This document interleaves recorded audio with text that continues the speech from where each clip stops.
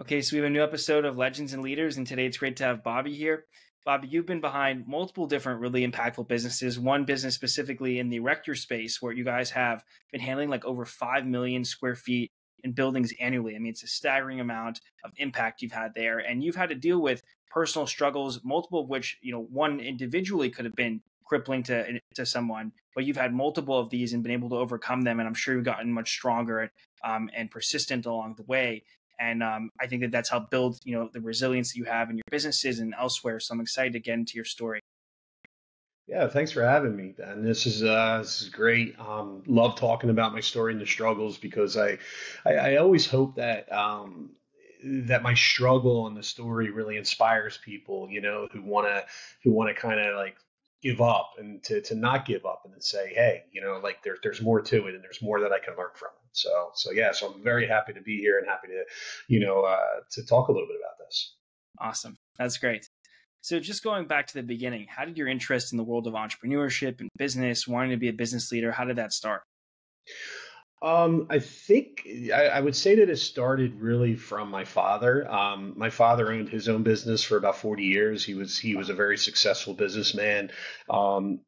Had a very large concrete and masonry company that he ran in the South Jersey area. And of course, as his son, I grew up in the business, and he really just kind of like from the age of 9, he put me out there and just like, you're going to work. So like every weekend, every summer, like I'm out there and I'm digging footers and mixing cement and carrying block and but just being around him, I think it kind of created the sense of entrepreneurship and it kind of helped me gain the knowledge to be a leader and to say like this is what I want to do. I want to run things. I want to be the best that I can be. I want a good name. I remember standing back and looking at guys that really respected my dad and because of who he was and because of the integrity he brought to the table. So I think it was that, it kind of he put me into a position of like I want that for me too. So what was your like first business venture that was your own thing? My first business venture was RMG Erectors. We started out as a different company 24 years ago. What year is it? 2024. Yeah, so 24 years ago, we started out as a general contracting company and kind of migrated into what we are today. So that was my first venture. I mean, it was really just I was 24 years old at the time. I just kind of went for it, just kind of dove in and said, I'm doing this and let's just figure this out. And we did, and we had our struggles, all through the years. And again, I mean, we have great successes, but we also had great failures, but that's all part of being in business. You have to have you gotta have the thick skin and you gotta have the ability to take those failures and be able to progress from them and continue on. Because otherwise, what did you learn? You didn't learn anything at that point. 100%. Well said. So the erecting space is a space you've been in for quite some time. You've gotten some incredible accolades. What's drawn you specifically to this space, and what do you think has enabled you to be so successful? Like, what are the fundamentals here? What drew me to the space was the fact that it's a niche business, especially in the pre-engineered sector. It's a niche business, right? The structural steel sector, not so much, but there's still a market, a heavily needed market of erectors to be out there. So that's what drew me to the space first and foremost. And I'm an opportunist when it comes to business. So when I see an opportunity, I really kind of jump into it and try to seize that opportunity and see what I can make of it. And that's what a good entrepreneur does. You see something that's missing in business, and that's what we did. We were, again, going back to the fact of I started this business as a general contractor. We were buying pre-engineered buildings. We couldn't find erectors. I put together my own team, erected the building, and poof, next thing you know, we're in business. And it migrated over there and grew over time. So that's really kind of where we got our start. And then the erection side of the business really outgrew my general contracting side. And then it was a risk reward kind of thing too. I was like, well, why should I have all this risk over here when I don't have a lot of risk over here and making good money? So I said, let's phase this side out and really just continue on in the path that we're going. So I think that was the really what led us into it, right? And then when you talk about the success, success comes from looking at business in a different capacity. And I use this example a lot. Everybody starts a business because they start by working for somebody in a business, and then they say to themselves, I can do this and I have the aptitude to do it. And then so they leave the company they're working for and they start their own business, and they go from there. What happens though is that business, if you look at it and then you look at where they came from, it's typically a rubber stamp of the business where they came from. It's a duplicate. There's no difference. They don't really, most companies don't make a difference in what they're doing. They don't change the business model, right? This was working over here. I can do it. I can take a piece of market share by duplicating what they're doing and just move forward. And there's nothing wrong with that. But that's the way most businesses are started and come to be.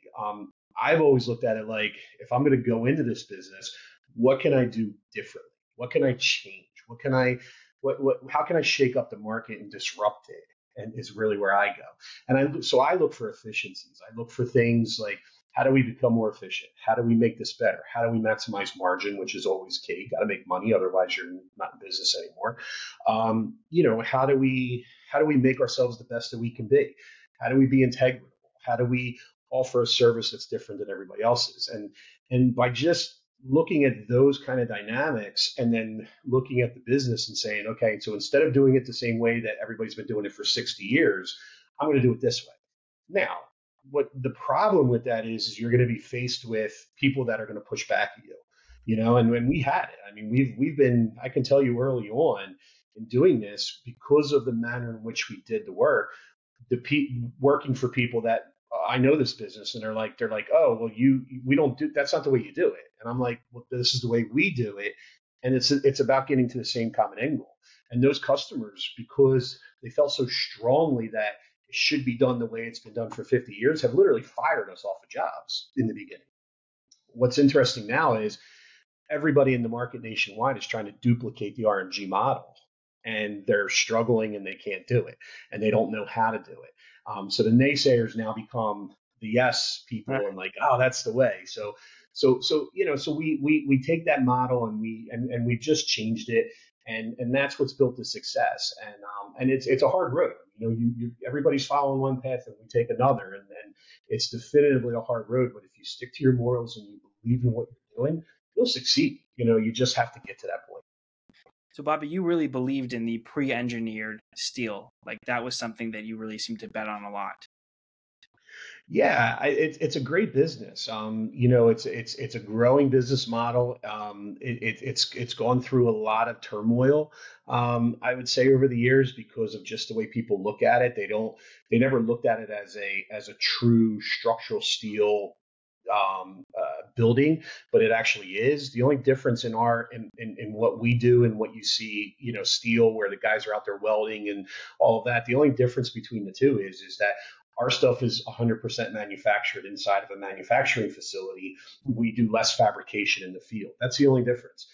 But we have more versatility in some of the buildings, where standard conventional steel can go higher than we can, but we can go wider and longer. We have bigger spans that we can do. So, and then we're a full shell. We composite full shell. So as a pre-engineered erector, we're 4 trades in one. We're iron workers, we're roofers, we're sheet metal workers, and we're insulators. And that's everything that we do. So when we walk away, there is a full, complete shell of a building there, not just a steel skeleton structure. And yeah, the business, we believe in the business. And we still believe in it really strongly. We're seeing it grow. We're helping as being a part of that growth. Like you said, 5 million square feet is a lot of buildings to be erected. We actually, last year, 2023, we actually did 7.5 million in 2023. So, and that's just growing. Year over year. So we're seeing a lot more of it, and we're pushing the market segment really well. We have a lot of relationships with end users, meaning developers, owners, architects, where we're pushing it and showing them the capabilities of our buildings over and above what they call a conventional design, and as far as simplicity and engineering and just even schedule time. Time is money, and so we believe in it because we know that there's a true inherent benefit to the business, and so we want to be a part of that growth, and we want to be a part of helping the industry grow as best as it can. So that's why we've attached ourselves to it so strongly. Mm-hmm. And now, I mean, I think at a point early on in your business, you were defrauded substantially, $3.5 million loss. You had no cash reserves, and you've been able to come back to being an industry category leading company. How did you come back from that type of event? Because some people may have not been able to. Um, that's a good question. Yeah, it's perseverance, believing in yourself, I think is a huge key factor there.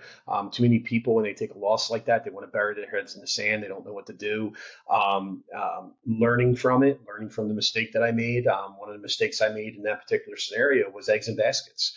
I had too many of my eggs into one basket, and that affected me. So we've learned from that. So it's the big thing with it is perseverance. It's being able to regroup yourself, stand back.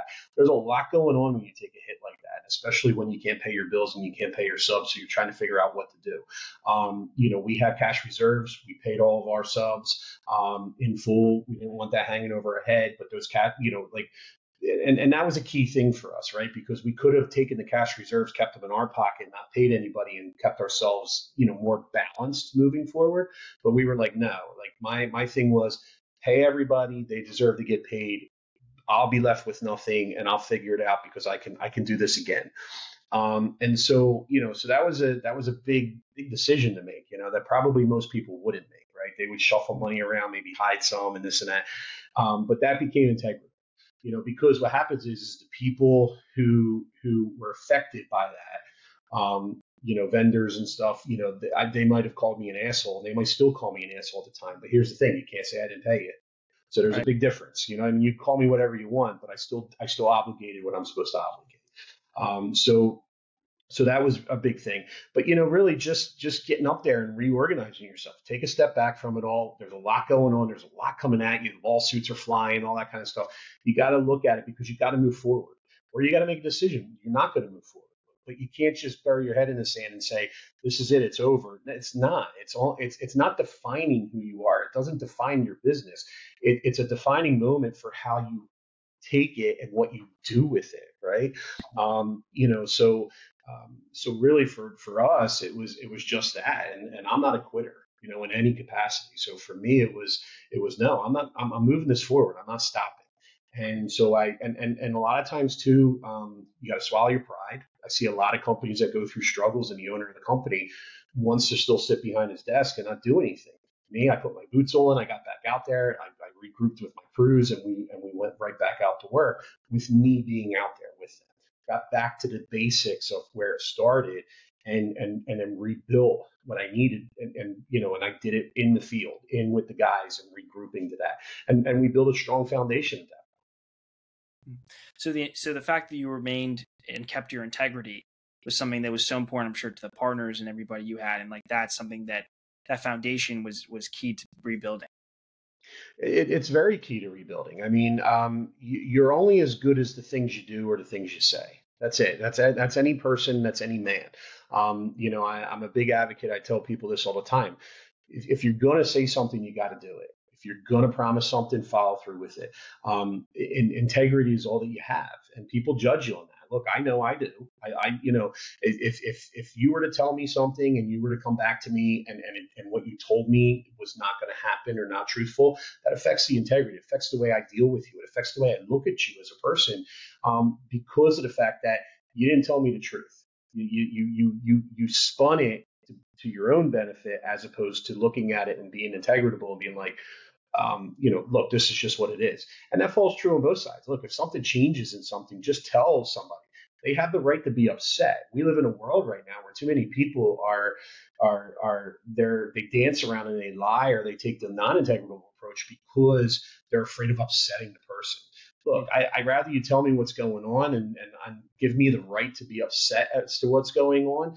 And then, but we deal with it. We move it forward, and we move forward from it. It just is what it is. Life happens, shit happens. You can't control that, and I have to be understanding of that. But at least I know that you told me the truth, and I respect you for it. Well said.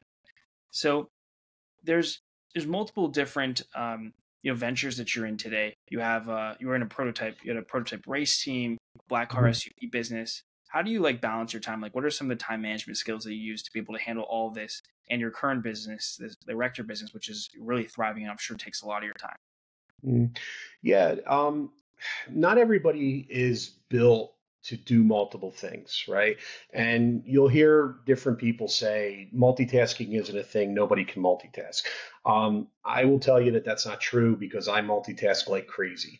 And I think it's really a matter of how you manage your time, and how you put people in place to manage the work and the workflow that's in front of you, right? So one of my keys is from a selfish standpoint. I tell everybody, all my employees, I tell them the same story. When you come to work with me, okay, you're an extension of me. You're not on an island by yourself. You're an extension of me. Where does that come from?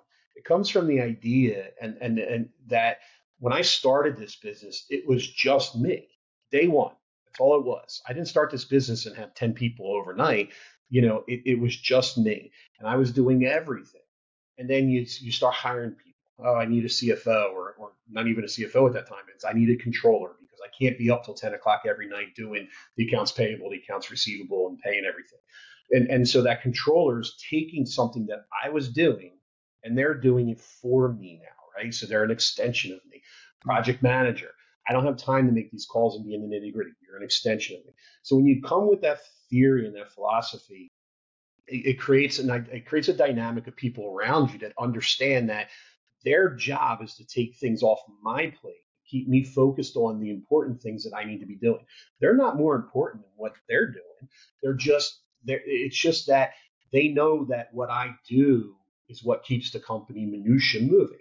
And that's how you generate yourself the time, because then you're surrounding yourself with people that understand the task, understand what they're supposed to do, and understand their primary goal, which is not just to do their job, but to also keep me focused on what I'm supposed to be doing, which is in the best interest of the company. And so that allows you now to separate all these tasks. So now when you go company to company, right, you start expanding. Okay, I have this company over here and I have this company over there. When you put the right people in places, you're now managing at 10,000 feet is what you're doing. And then you're multitasking those things, as opposed to trying to multitask 10 different phone calls, 10 different emails, this and that. And again, I get 200 emails a day that I'm filtering through, and I'm still involved. Like if you ask anybody within my company, I am intimately involved in every single project that comes through RMG. I'm intimately involved in what goes on in the aviation business and the black car business and so on and so forth. But that's because I choose to be. I'm not, because there's too many managers I see. People struggle with their business. And the first thing I ask when they come to me and they consult with me, the first thing I ask is, what is the dynamic that's going on in that business? And they're like, I don't know. Let's call in so and he will tell you. How do you not know, as the CEO of a company, what is going on in your company?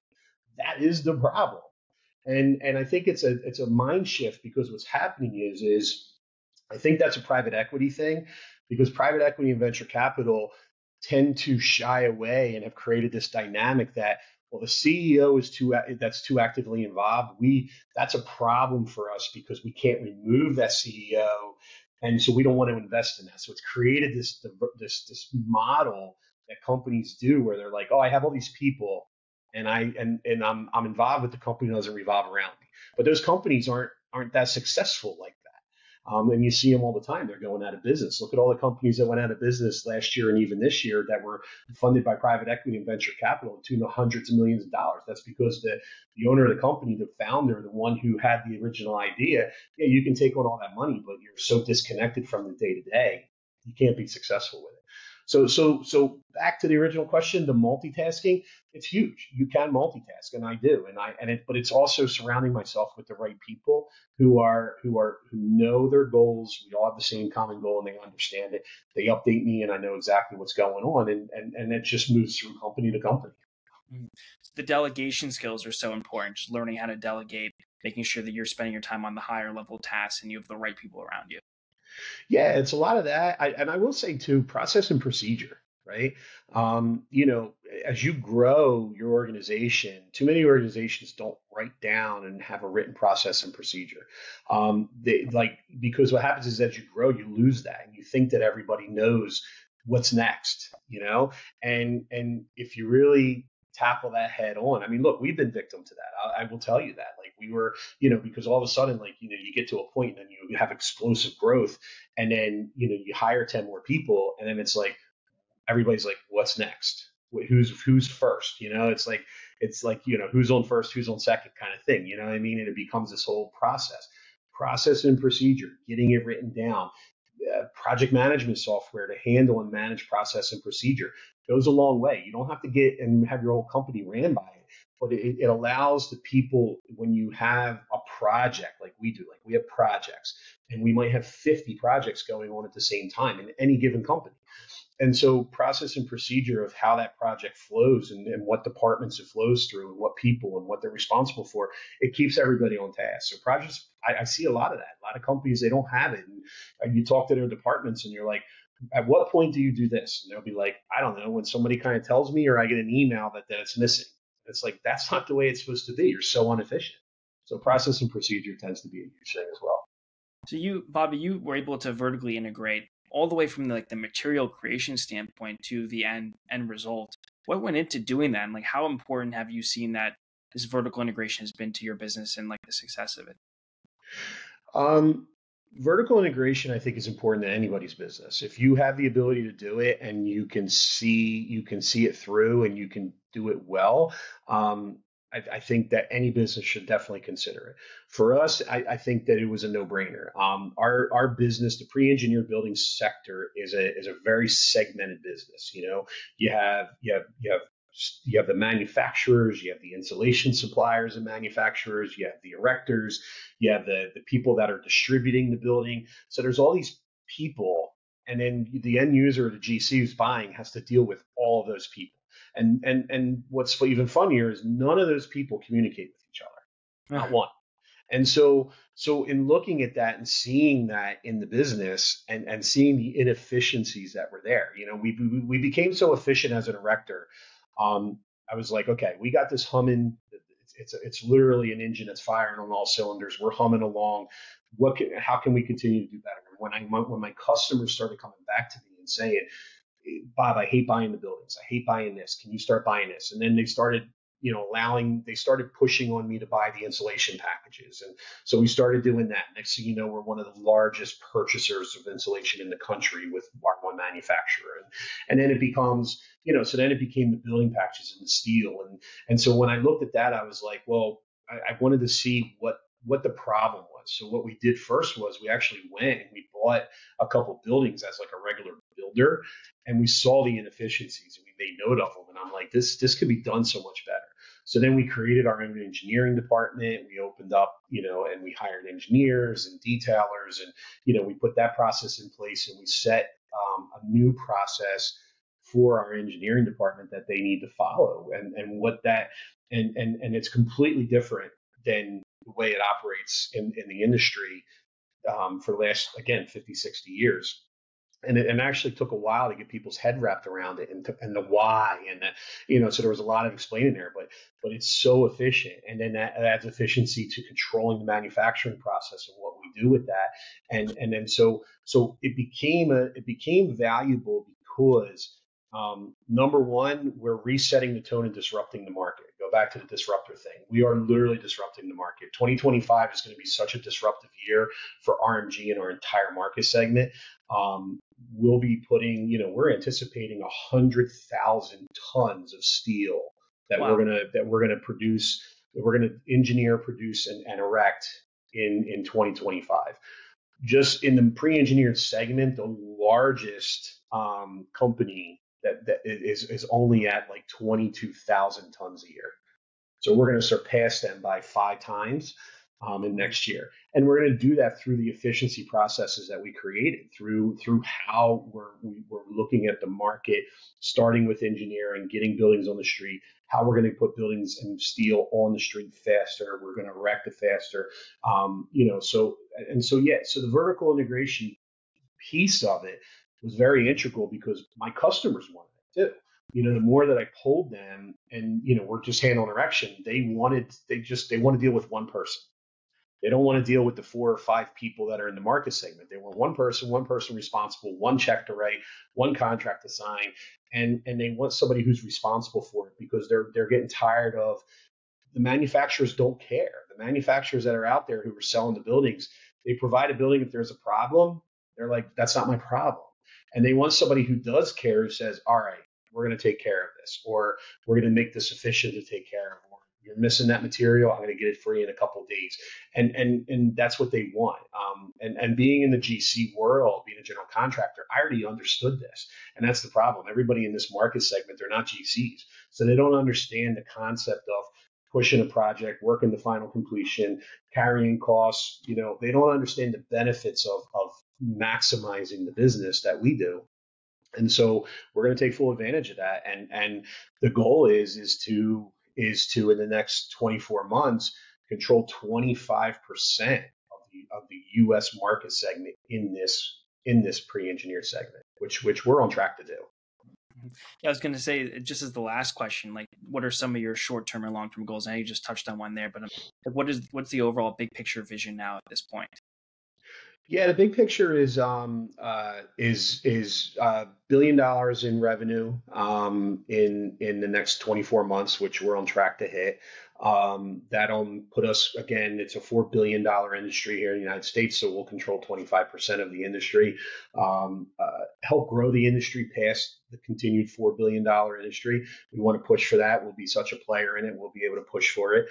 We're going to sell. We're going to line ourselves up for sale, so RMG will sell. We're not sure what that looks like, but in the meantime, we are going to be buying up competition over the next 24 months. We have that plan, so we're going to be, allocating funds and resources through M&A work, and be buying up other erection firms, other companies that supply and erect, and kind of more regionalizing ourselves throughout the country, and then that will platform us for a decent sale. And if we get too big, and then we'll end up buying different manufacturers at that point. You know what I mean? We'll line ourselves up to just keep going until somebody like a KKR or BlackRock or something like that comes through, because they'll be the only ones that can buy us at that point. Because you're talking, at that point, you're talking probably a $4 or $5 billion valuation. You weed out a lot of private equity guys that are able to buy. But that's the goal. It's that. On top of doing stuff like this, my personal brand is pushing itself out there. We're doing a lot of work with that, where we're going to be, I'm going to be consulting with a lot of businesses, a lot of individuals, and how to grow your business, working with companies who are struggling.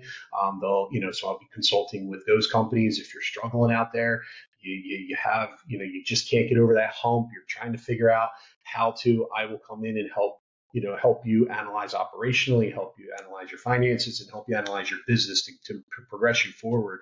And I enjoy really doing that. So it's going to be that. It's going to be on the speaking tour and on podcasts like this and like yours, to really get out there and really give people some good insight, into business and the business world. So that's where I'm going personally, and that's where the company's going. I'm definitely excited to see this next phase. I think you've already done a lot in the erector space that hasn't really been done from an innovation standpoint, and like streamlining this whole process is so important, especially for people that really need these types of services. And the personal branding stuff, like, you have a really unique journey as an entrepreneur, probably much harder than 99% of people. So sharing that, those types of lessons are even more valuable, and definitely need to be out there. So I look forward to what's next. Thanks for coming on. Yeah, thanks for having me, Ben. I really appreciate that. And, I look forward to catching up with you soon. We should do this again. Let's do this again in 2025, and, and we'll talk a little bit of a different story at that point. Sounds good.